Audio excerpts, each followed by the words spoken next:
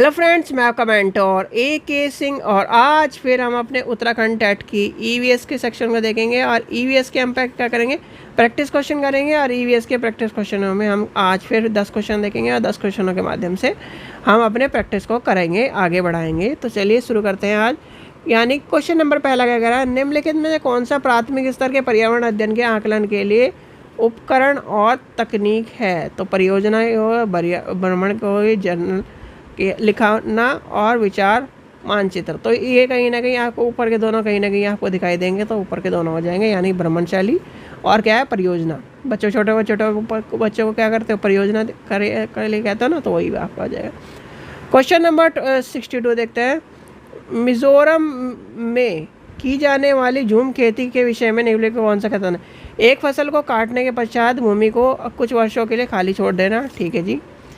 इस भूमि पर उगने वाली बांस और खरपतवार को काटकर जला देना। बीज बोने से पहले भूमि को गहराई जुताई करना और एक खेत में 3 से 4 विभिन्न प्रकार की फसलें उगाना।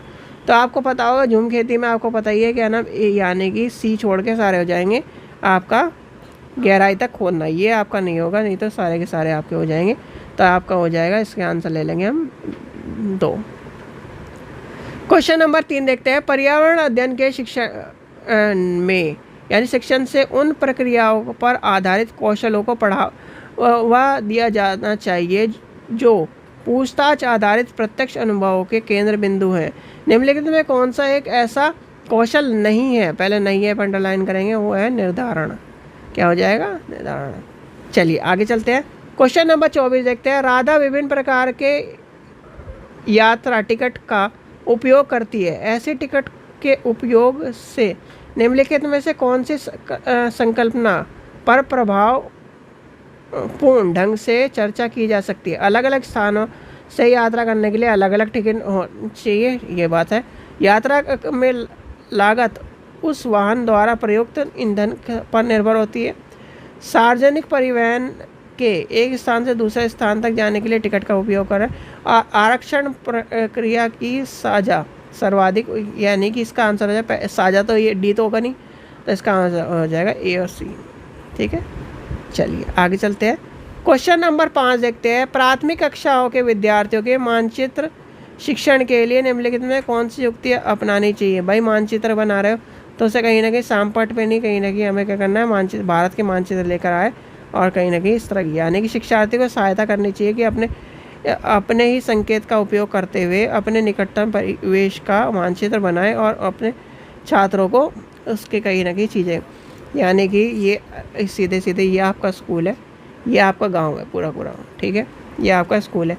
तो अपने आसपास के उसके मानचित्र बना के उन्हें क्या करें कि यहाँ पुल है, पुल का निशान, यहाँ पेड़ है, यहाँ पर ये है, पानी है। तो इस तरह से बच्चों को सिखाना है हमें। क्वेश्चन नंबर 66 क्या कह रहा है। कक्षा 5 के अध्यापक क्या है, अध्यापिका माहिका चाहती है कि उसके विद्यार्थी आसपास के पौधों का अवलोकन करें। सार्थक अधिगम के लिए उसे बच्चों को क्या करना चाहिए, यानी प्रोत्साहन करना चाहिए। तो उसकी ऊंचाई, पत्तियों, गंध और उगने की स्थिति का अंतर अवलोकन करने के लिए कहना चाहिए। क्वेश्चन नंबर 67 देखते हैं। प्राथमिक स्तर पर विद्यार्थी यानी प्राथमिक स्तर पर पर्यावरण अध्ययन पढ़ने के लिए निम्नलिखित में से कौन से पहलू सबसे महत्वपूर्ण होते हैं। तो क्या है आपका, यानी कि सीखने वाले प्राकृतिक और सामाजिक सांस्कृतिक पर्यावरण से जुड़ना। तो ये हो जाएगा ऑप्शन नंबर 4। क्वेश्चन नंबर 68 देखते हैं। प्राथमिक स्तर पर मन यानी कि मानचित्रकरण यानी मानचित्रकरण सीखने के लिए शिक्षार्थियों को निम्नलिखित में कौन सी कौशल को बढ़ावा देना चाहिए। तो इसका आंसर हो जाएगा आपका मापन, यानी कि ऐसे मापन छोड़े, सापेक्ष दिशाओं के बारे में जानना, यानी कि दिशाओं के बारे में। ये आपका हो जाएगा, ये कौन सी दिशा है, ये कौन सी दिशा है, दूरी कितनी है, कैसे जाना है, तो ये आपको पता होना चाहिए। क्वेश्चन नंबर 69 क्या कह रहा है आपका, तालिका दी गई पेट्रोल का मूल्यांकन प्रति किलो में इतना 2007 में और 14 में इतना था, डीजल का इतना हो गया और इतना था। तो ये क्या कर रहा है, यानी कि ये क्या पेट्रोल और डीजल की उपेक्षा महंगा ईंधन है। पेट्रोल की उपेक्षा डीजल मूल्य में वृद्धि प्रतिशत अधिक है। डीजल का स्तर इसलिए सर्वाधिक परिवहन में होता है।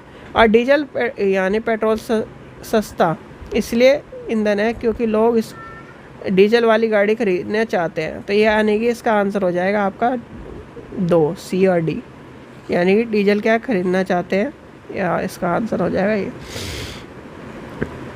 क्वेश्चन नंबर लास्ट देखते हैं।